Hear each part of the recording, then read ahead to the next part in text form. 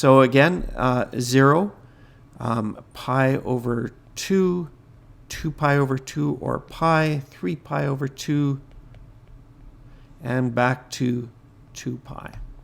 Okay, and in this case, we are talking about, it's kind of a big angle, it looks like, 13 pi over 3. So we stop and we think, okay, 13 over 3, that's definitely greater than 2. And we know that 12 over 3 is 4, so it's even greater than 4. So bottom line is, when we think of 2 pi's, we've got at least two, we do have 2 pi's and two pi's in there, or 2 loops in there before we carry on. So what we want to do here is we want to break this down. And so we think of, okay, the bottom is 3, so let's break it down into 6 pi over 3. And the reason we chose 6 pi over 3 is because we know 6 over 3 is 2 pi.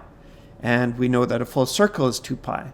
So that allows us to say we have gone around the circle once. And then we can throw in another 6 pi over 3. So now we've gone twice. So if we draw this out, we've gone once for that first 6 pi over 3, and then we go twice for that second 6 pi over 3, and what do we have left over? Remember, we said that 12 over 3 was our 4, so that's looked after that. So we're left with just pi over 3. And so if we double check ourselves, 6 plus 6 is 12, plus 1 is 13 pi over 3. So everything looks good. So what that tells us is that little bit of leftover here is pi over 3. And there we go. So a little bit tricky there, but what you want to do is you just want to think in terms of, well, how many 2 pi's do we have? And, you know, at this point, you're pretty good with your fractions, so just thinking about what makes a 2 pi.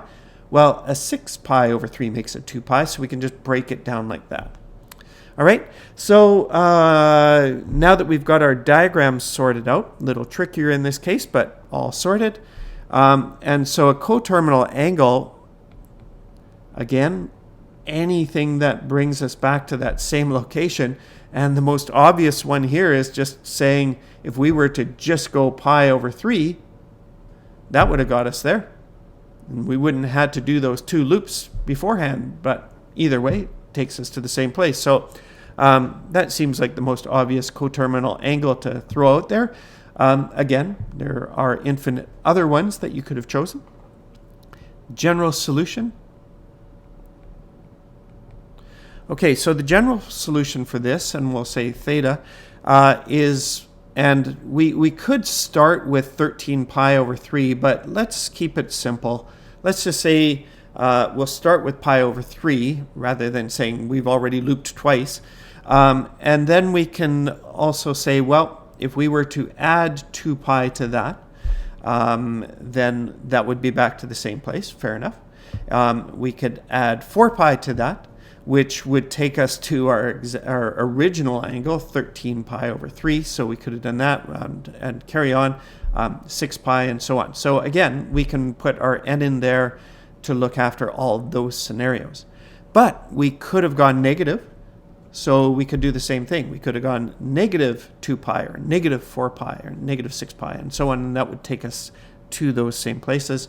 Again, we can say n is a whole number, or, and I always like to stop and point this out, we could have said n is an integer and just had a plus there, but somehow this seems a little more clear to most people. So there's a solution that would work perfectly good.